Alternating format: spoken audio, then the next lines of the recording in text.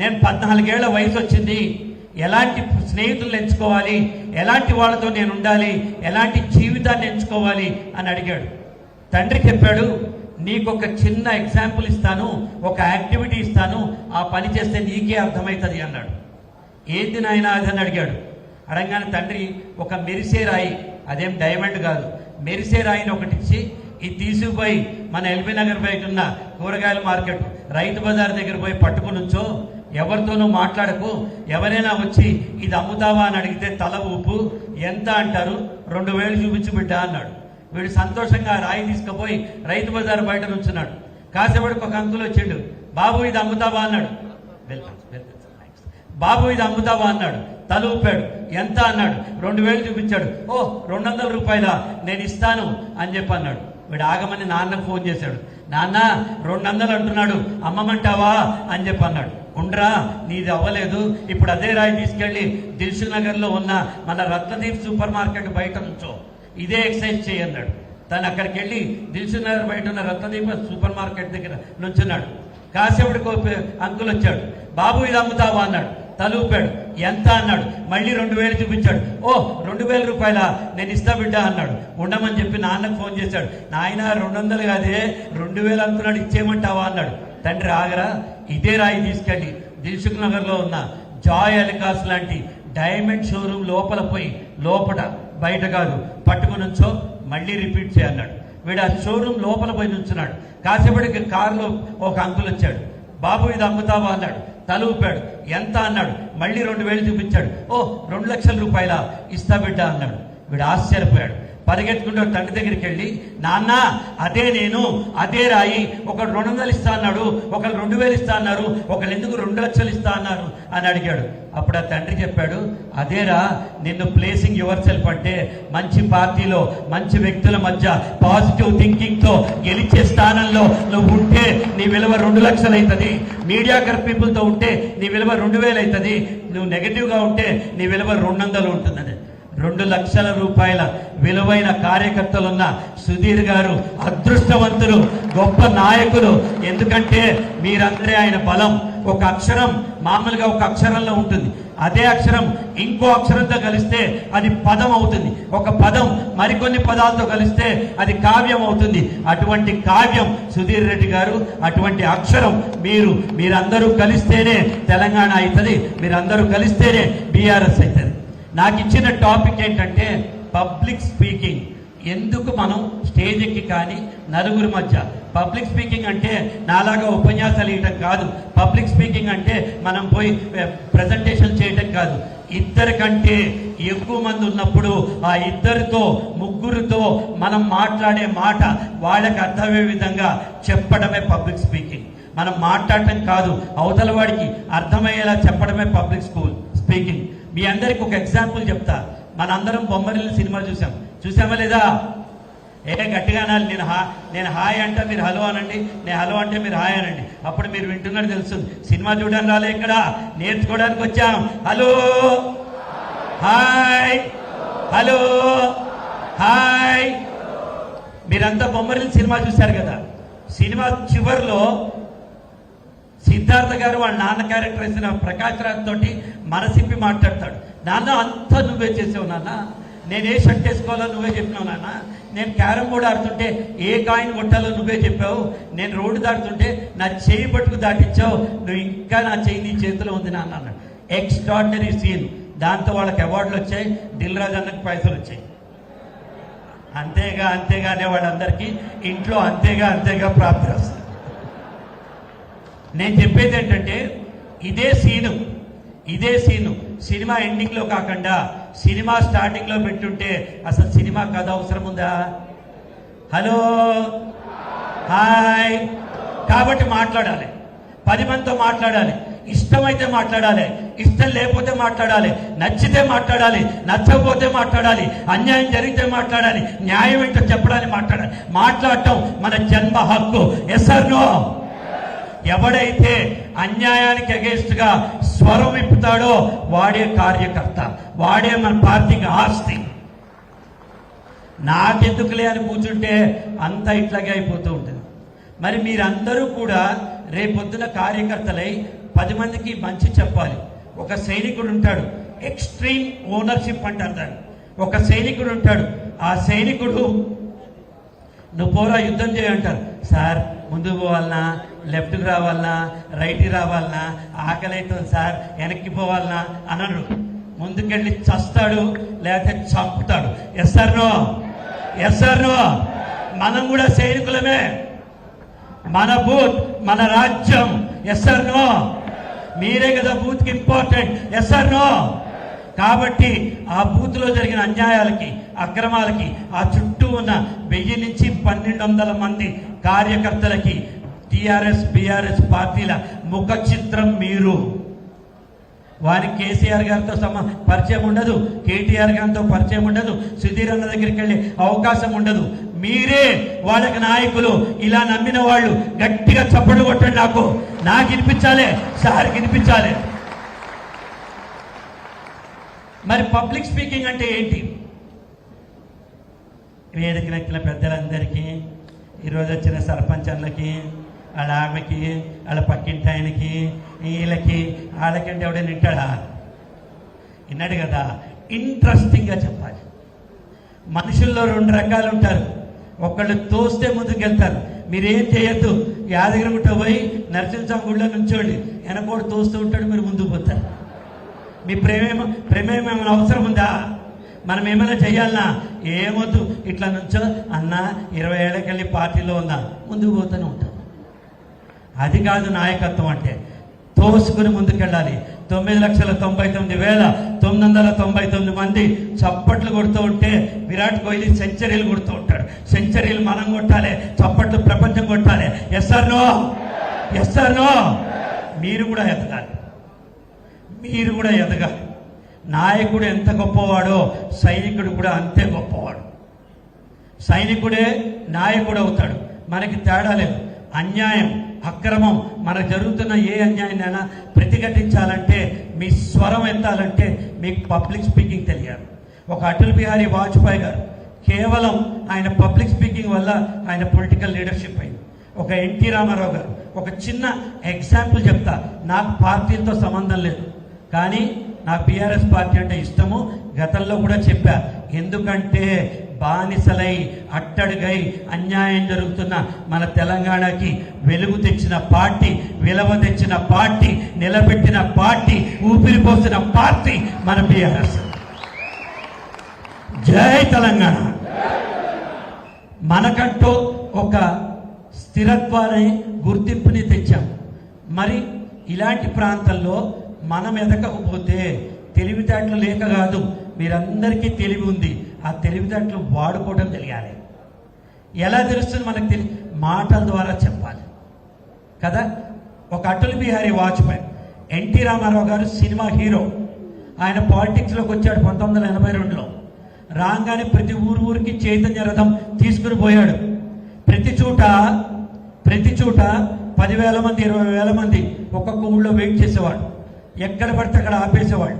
10 గంటలకు వస్తానన్న ఎన్టీఆర్ నిజామాబాద్కి వచ్చేటప్పటికి 1 గంట అయ్యేది. కానీ జనం ఎండలో పిల్లల్ని పట్టుకుని, ఆడవాళ్ళు నుంచుని ఎన్టీఆర్ నిలిచేవాడు.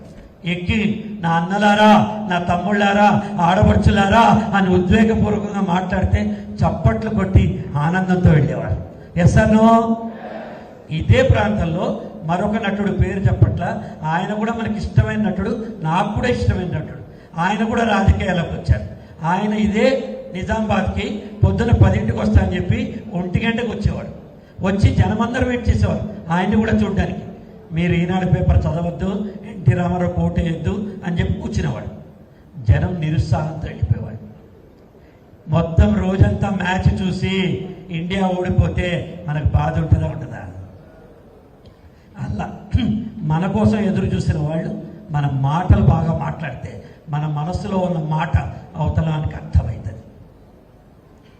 మీరు మాట్లాడాలి. పబ్లిక్ స్పీకింగ్ అంటే ఏంటంటే, ఒక శాండ్విచ్, ఒక బర్గర్ గుర్తుపెట్టుకోండి. ఈ శాండ్విచ్ బర్గర్లో పైన ఒక బ్రెడ్ ఉంటుంది, కింద ఒక బ్రెడ్ ఉంటుంది, మధ్యలో చికెన్ కావాలంటే చికెన్ ఉంటుంది, మటన్ కావాలంటే మటన్ ఉంటుంది, వెజిటేబుల్ కావాలంటే వెజిటేబుల్ ఉంటుంది, చీజ్ కావాలంటే చీజ్ ఉంటుంది. హలో, హాయ్, సిమిలర్గా ఒక స్పీచ్లో ముందు ఓపెనింగ్ ఉంటుంది, క్లోజింగ్ ఉంటుంది, మధ్యలో మన కంటెంట్ ఉంటుంది, విషయం ఉంటుంది. అర్థమైందా? ఓపెనింగ్ వెంటనే మన ఇక్కడ రాగానే వేదిక మీద ఉన్న పెద్దలకి, వేదిక కింద ఉన్న వాళ్ళకి, ఎల్లన్నకి, మల్లన్నకి అని మొదలు పెట్టదు. ఒక స్టైల్ తోటి మొదలు పెట్టాలి.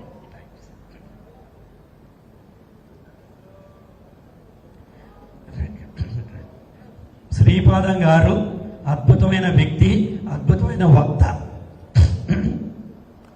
వారి కోసం ఇవాళ వచ్చాను నేను. అంత మంచి వ్యక్తి సుధీర్ సారు. ఆయన కలిసి ఇప్పటిదాకా 40 ఏళ్ల సుదీర్ఘమైన నా ప్రసంగ ప్రపంచంలో ఇటువంటి డిసిప్లైన్డ్ మీటింగ్, రాజకీయ మీటింగ్ నేను చూడలేదు. ఎలా ఉంది అంటే ఒక కార్పొరేట్ ట్రైనింగ్ లాగా ఉంది తప్ప కార్యకర్తల ట్రైనింగ్ లా లేదు. అంటే మీ స్ఫూర్తి ఎంత గొప్పదో అర్థమవుతుంది. ఎలా అయితే శాండ్విచ్లో ఒక పైన బ్రెడ్ ఉంటుందో, కింద బ్రెడ్ ఉంటుందో, మధ్యలో కాంటెంట్ ఉంటుందో, మన స్పీచ్కి కూడా ఒక ఓపెనింగ్ ఉండాలి, ఒక క్లోజింగ్ ఉండాలి. మీకు 10 నిమిషాలు ఇస్తే టైము, 2 నిమిషాలు ఓపెనింగ్, 1 నిమిషం ఓపెనింగ్ మాట్లాడాలి, 1 నిమిషం క్లోజింగ్ మాట్లాడాలి, విషయం 8 నిమిషాలు మాట్లాడాలి. నేనేం చేశా, ఇందాక ఓ పిల్లాడు వాళ్ళ తండ్రి దగ్గర పోయాడు, ఇది నా ఓపెనింగ్, ఇలా మొదలెట్టచ్చు. లేకపోతే ఒక కొటేషన్, అస్థిమూల పంజరాలు, ఆర్తరావ మందిరాలు, కూడులేని లోకమిది, గుండెలోతు తాపమిది, ఇది ఏ నాగరిక ఫలశ్రుతి అని బాలగంగాధర తిలక్ అన్నాడని చెప్పచ్చు.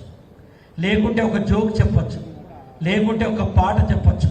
తగిలే రాళ్ళని పునాది చేసి ఎదగాలని, తరిమే వాళ్ళని హితులుగా మరచి ముందుకెళ్లాలని, కన్నుల నీరుని కలల సాగుకై వాడుకోవాలని, కాల్చే నిప్పును ప్రమిదిగా మలిచి కాంతి పంచాలని, గుండెతో గుండె చెప్పాను, అడుగుతో గమ్యం చెప్పాను, ప్రశ్నతో బదులే చెప్పాను, నేనున్నానని నీకేం కాదని చంద్రబాబు రాస్తారు. మన తెలంగాణ చంద్రబాబు కదా. మరి ఆ సినిమాలో శ్రేయ గారికి నాగార్జున గారు ఉన్నారు. నేనున్నానని పాట పాడాడు. నీ జీవితంలో నీకు నా తోడుంటాడమ్మా. అద్దం ముందు నుంచి మనతో మనం చెప్పుకోవాలి, నేనున్నానని నీకేం కాదని, నీకు నువ్వే సైన్యం, ఆ బూతు నా బాధ్యత అని మీరు అనుకున్నట్టు నా జీవితం నా చాయిస్. సో ఓపెనింగ్ ఒక జోక్తో చెప్పచ్చు, ఒక కొటేషన్తో చెప్పచ్చు, ఏమన్నా చెప్పచ్చు. చిన్నపాటి గ్యాప్ తీసుకుని అది చెప్పిన తర్వాత సభాధ్యక్షుల్ని, సభలో ఉన్న పెద్దవాళ్ళని అందరినీ ఉద్దేశించి మాట్లాడి మీ విషయంలోకి వెళ్ళిన తర్వాత మళ్ళీ 3 పాయింట్లు. ఏం మాట్లాడుతున్నాం, ఎందుకు మాట్లాడుతున్నాం, ఏం ఆశించి మాట్లాడుతున్నాం. ఏది పడితే అది మాట్లాడుతున్నా, ఏం మాట్లాడుతున్నాం, ఎందుకు మాట్లాడుతున్నాం, ఏం ఆశించి మాట్లాడుతున్నాం, ఇవాళ నన్ను ఎందుకు పిలిచారు, ఆ టాపిక్ మీదే మాట్లాడాలి. మీకు ఓపెనింగ్ అడ్రస్ ఇస్తే 2 నిమిషాలే మాట్లాడాలి. మీకు ఓట్ ఆఫ్ థ్యాంక్స్ ఇస్తే 1 నిమిషమే మాట్లాడాలి. మీకు సభాధ్యక్షత ఇస్తే 1 నిమిషం మాట్లాడి వక్తకి ఇవ్వాలి. అంత పెద్ద వ్యక్తి సుధీర్ సారు ఇప్పుడు ఏం చేస్తున్నారు, నెక్స్ట్ ఎవరో మాట్లాడుతున్నారు. ఆయన తలుచుకుంటే ఒక్కొక్క టాపిక్ మీద ఆయనే మాట్లాడగలడు. మన పాత్ర తెలుసుకుని అక్కడ మాట్లాడటం మన కాంటెంట్. Number 3 closing. కాబట్టి నేను చెప్పేది ఏంటంటే, నేను చెప్తుంది ఏంటంటే అని క్లైమాక్స్ ఉంటుంది కదా స్పీచ్లో, అది చెప్పి క్లోజ్ చేయాలి. మీకు 10 నిమిషాలు ఉన్నా, 1 నిమిషం ఉన్నా, 100 నిమిషం ఉన్నా, పబ్లిక్ స్పీకర్ మీరు అయితే మ్యాగ్నెట్ అయ్యి జనాలను ఆకర్షించుకుంటారు. ఎప్పుడైతే మీరు పబ్లిక్ స్పీకింగ్ చేస్తారో మీలో ఆత్మవిశ్వాసం పెరుగుతుంది. అరే భయం లేదురా భయ్, ఎవరి దగ్గరికైనా పోదాం, పోలీసు వాళ్ళ దగ్గర పోదాం, ఎవరి దగ్గర పోదాం, నేనున్నాను అని మీరు అనుకుంటారు. మీ వెనకున్న కార్యకర్తలు అన్నున్నాడు కదా నాకేం భయం అనుకుంటారు. మీరే మాట్లాడకపోతే ప్రపంచంలో అన్యాయం ఎవరైతే ఇస్తారు, మంచి ఎవరు చెప్తాడు, మాట్లాడటం నేర్చుకోండి. సార్ చెప్పారు, శ్రవణ్ సార్ ఇందాక, రోజుకి అరగంట మీకోసం మీరు బతకండి. శ్రవణ్ అన్నకు ఒకసారి చప్పట్లు కొట్టండి, నా దోస్త్ ఆయన. సార్ నమస్కారం సార్. ఒక అర్ధగంట సేపు మీకోసం మీరు టైం కేటాయించుకోండి. మీకు ఈటీవీ న్యూస్ చదవాలంటుంది, చేత కాదు, అవకాశం రాదు. టీవీ9 న్యూస్ రీడర్ అవకాశం రాదు. ఎట్లా సార్ అంటాం. కానీ మన సెల్ ఫోను సెల్ఫీ మోడ్లో పెట్టి అద్దం ముందర పెట్టుకుని ఒక కాగితం తీసుకుని నమస్కారం ఈటీవీ వార్తల స్వాగతం, నా పేరు ప్రదీప్ అంటే ఎవడైనా ఆపుతాడా? మీరే మిమ్మల్ని ఆపుకుంటున్నారు. ప్రపంచం మిమ్మల్ని ఆపట్లేదు, మీరే మిమ్మల్ని ఆపుకుంటున్నారు. ఎదగాలనుకునే వాడికి, గెలవాలనుకునే వాడికి, గెలిచి తీరాలనే తత్వం ఉన్నవాడికి ఎవ్వడూ ఆపలేడు. మీరు ప్రాక్టీస్ చేయండి, మీరు కూడా నాలా తయారవుతారు. ప్రాక్టీస్ చేయండి. రోజుకి 10 నిమిషాలు మాట్లాడడం ప్రాక్టీస్ చేయండి. అమ్మతో మాట్లాడండి, నాయనతో మాట్లాడండి, అన్నతో మాట్లాడండి, తమ్ముడితో మాట్లాడండి, అందరితో మాట్లాడి ప్రాక్టీస్ చేయండి. ఎంత పెద్ద విషయాన్నైనా ఒక చిన్న పిట్ట కథతోటి కేసీఆర్ గారు చెప్తారు. Yes or no? Yes or no? అంత పెద్ద గోదావరి నదిని ఇంత చిన్న బాటిల్లో తెచ్చి మనందరికీ ఇస్తారు. Yes or no? ఇదే పబ్లిక్ స్పీకింగ్. డైరెక్ట్ పాయింట్లోకి వెళ్ళకుండా ఒక చిన్న పిట్ట కథ చెప్పండి. ఇప్పుడు మీ గురించి చెప్తా ఉంటాను. ఒక సింహం అడవి బయట అలా కూర్చుంది, తన గుహ బయట. అక్కడి నుంచి నక్క పోతుంది. గుడ్ మార్నింగ్ అండి. సింహం గుడ్ మార్నింగ్, ఎక్కడ పోతున్నావు? కొంచెం నా వాచ్ పనిచేస్తలేదు, పట్లం పోతున్నాను. ఇంత చిన్న విషయానికి పట్లం ఎందుకే? డా, నేను బాగా చేస్తాను. దీనికి పువ్వులైంది, కానీ భయం వేసింది. ఏం చేస్తుంది? సింహం అడిగింది కదా. వెంటనే తన వాచ్ తీసిచ్చింది. సింహం లోపలికి వెళ్ళింది. 10 నిమిషాల తర్వాత బయటకు వచ్చింది. వచ్చి కొన్ని వాచ్ తీసుకుపోవాలి. ఆశ్చర్యపోయింది అక్క, మంచిగా పని చేస్తున్నది, థ్యాంక్ యూ అని వెళ్ళిపోయింది. దూరం నుంచి ఒక ఎలుగుబంటి చూసింది, అది కూడా పరిశాన్ అయిపోయింది. కాసేపటికి అక్కడి నుంచి తోడేలు వచ్చింది. తోడేలు వచ్చి గుడ్ మార్నింగ్ అని. సింహం గుడ్ మార్నింగ్, ఎక్కడ పోతున్నావు? నా మొబైల్ ఫోన్లో ఆడియో వస్తలేదు, నేను పట్లం పోతున్నాను. నాకి, నేను బాగు చేస్తాను.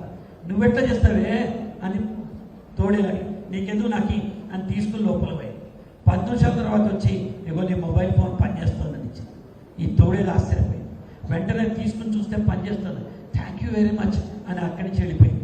ఇది ఎలుగుబంటి చూసి పరిగెత్తుకుంటూ సింహం దగ్గరికి వచ్చి అడిగింది, ఇంత బండకుంటావు, ఇంత పెద్ద పెద్ద పార్ట్స్ ఉంటాయి, ఇంత సున్నితమైన పార్ట్స్ ఎలా నువ్వు బాగు చేస్తున్నావు అని అడిగింది. దా చూపిస్తా అని ఎలుగుబంటి చేయబట్టుకుని సింహం లోపల తీసుకుపోయింది. లోపల 50 కుందేళ్లు కూర్చుని సెన్సిటివ్ పార్ట్స్ అన్ని రిపేర్ చేస్తున్నాయి. ఒక నాయకుడి లక్షణం తెలియాలంటే, సుధీరన్న గొప్పతనం తెలియాలంటే కుందేళ్లు, మీరు సింహం ఆయన. ఇది గుర్తుపెట్టుకోండి. మీరుంటేనే బూతు బాగుంటేనే, బూతులు బాగుంటేనే, బూతులు రాకుండా బూత్ అంటే ఫ్యూచర్ బ్రహ్మాండంగా ఉంటుంది. నా బూత్ నా బాధ్యత అంటే నా ఫ్యూచర్ నా బాధ్యత. సో మీరు మాట్లాడేటప్పుడు ఎలా ఉండాలి? First voice modulation. వేదిక మీద పెద్దలకి, వచ్చిన వాళ్ళకి, ఈరోజు మంచి మంది అందరు వచ్చారు, చేశారు, చెందారు, చాలా సంతోషం. ఈరోజు మా ఇంట్లో బూత్ పార్టీ, నా బూత్ నా కార్యకర్త, వచ్చిన వాళ్ళందరూ మంచి మంది అంటే ఇంటాడు ఎవరైనా. మీ వాయిస్ మాడ్యులేషన్ బాగుంది. అప్పుడప్పుడు పైన, అప్పుడప్పుడు కింద. మరి ఎట్లా సార్? నాకు చేతనవుతుందా? నేను ఇంట్లో వంట వండుతా, నాకు చేతనవుతుందా? నాకు చిన్న దుకాణం ఉంది, నాకు చేతనవుతుందా? నేను స్టూడెంట్ కదా. ఏ పనైనా ప్రారంభిస్తేనే చేతనవుతుంది, ప్రారంభించకుండా చేత కదా. 100 పుస్తకాలు చదవండి, మీకు సైకిల్ వస్తుందా? సైకిల్ తొక్కితేనే సైకిల్ వస్తుంది. Yes or no? Yes or no? Cycle తొక్కడం మొదలెట్టాలంటే మాట్లాడడం మొదలు పెట్టాలి.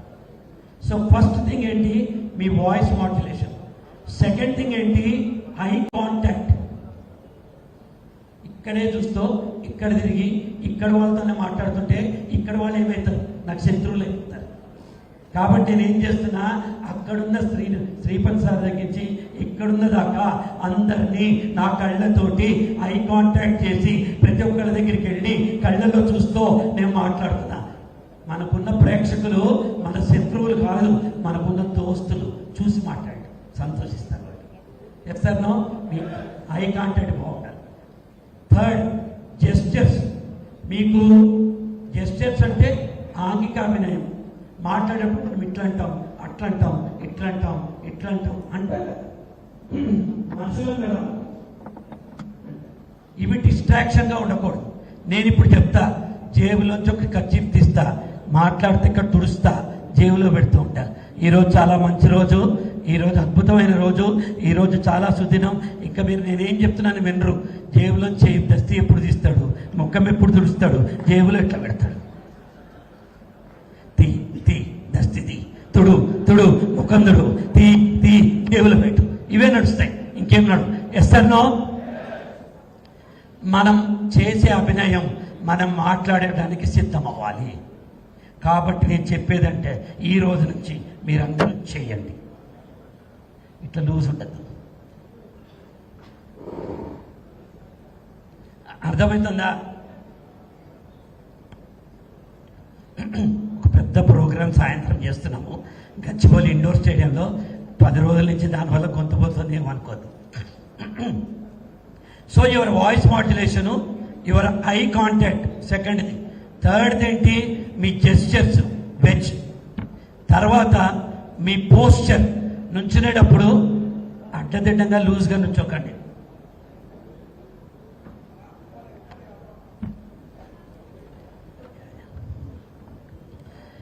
నుంచునేటప్పుడు లూజ్గా నుంచోవద్దు. హలో, నన్నే చూడాలి. Hello, hi, hello, hi. చూసేటప్పుడు నన్ను చూడండి. సార్ వాళ్ళు వస్తారు, చప్పట్లు కొట్టండి అందరికీ, నో ప్రాబ్లం. వచ్చిన వాళ్ళని ఒకసారి గట్టిగా చప్పట్లు కొట్టండి, నా వైపు తిరుగుతారు మీరంతా. సో మీ జెస్చర్స్ ఎలా ఉండాలంటే మనం మాట్లాడేదానికి సరిపోయేటట్టు ఉండాలి. నేను 3 సార్లు వెళ్ళే అసెంబ్లీకి, నేను 2 చూపిస్తున్నా, 3 మాట్లాడుతున్నా. మనం మాట్లాడేదానికి మన ఆంగిక అభినయం, జెస్చర్స్ అలాగే ఉండాలి. నెక్స్ట్, మీరు నుంచునే పొజిషను ఇట్లా లూజ్గా నుంచవద్దు, కదలద్దు. మంచిగా ఇట్లాగా అదే ఇట్లాగా అదే అని మాట్లాడదు. స్టేజ్ కదా ఇది, స్టేజ్ మీద వెనక చూపించద్దు. అవసరమైతే ఎప్పుడు వెనక చూపించకూడదు. స్టేజ్ మీద నుంచున్నప్పుడు ఏం చేయాలి? మీరు 45 డిగ్రీస్లో 2 కాళ్ళు పెట్టి ఇలా ఫోమ్గా నుంచోండి. కాళ్ళ నొక్కి పెట్టి నుంచోండి. తిరగాలనుకోండి, ఇక్కడున్న వాళ్ళకి ఇక్కడ తిరగండి, ఇక్కడున్న వాళ్ళకి ఇక్కడ తిరగండి, అక్కడున్న వాడికి తిరగండి తప్ప ఇట్లా తిరిగి చేయొద్దు. మన బ్యాక్ చూపించద్దు. అర్థమవుతుందా? Hello, hi. మన పోస్చర్ ఎలా ఉండాలంటే 2 కాళ్ళు 45 డిగ్రీస్ ముందు పెట్టి మనం కొంచెం ముందుకు బెండ్ అయ్యి, నువ్వంటే నాకు ఇంట్రెస్ట్, ఇట్లా పోతే నీ నుంచి దూరం అవుతున్నా, ఇట్లా అంటే ఏంటి నీకు దగ్గర వస్తున్నా, నేను అంటే ఇంట్రెస్ట్ అని కొంచెం బెండ్ అయ్యి, మరి తొంగకర్ల కొంచెం బెండ్ అయ్యి మాట్లాడటం మొదలు పెట్టండి. ఇది మీ పోస్చర్. దాని తర్వాత ఎంఫసిస్. ఏ పదం ఇంపార్టెంట్ అయితే ఆ పదం మీద చిన్నపాటి స్ట్రెస్ ఇవ్వాలి, ఒత్తిడి ఇవ్వాలి దాని మీద. ఇది.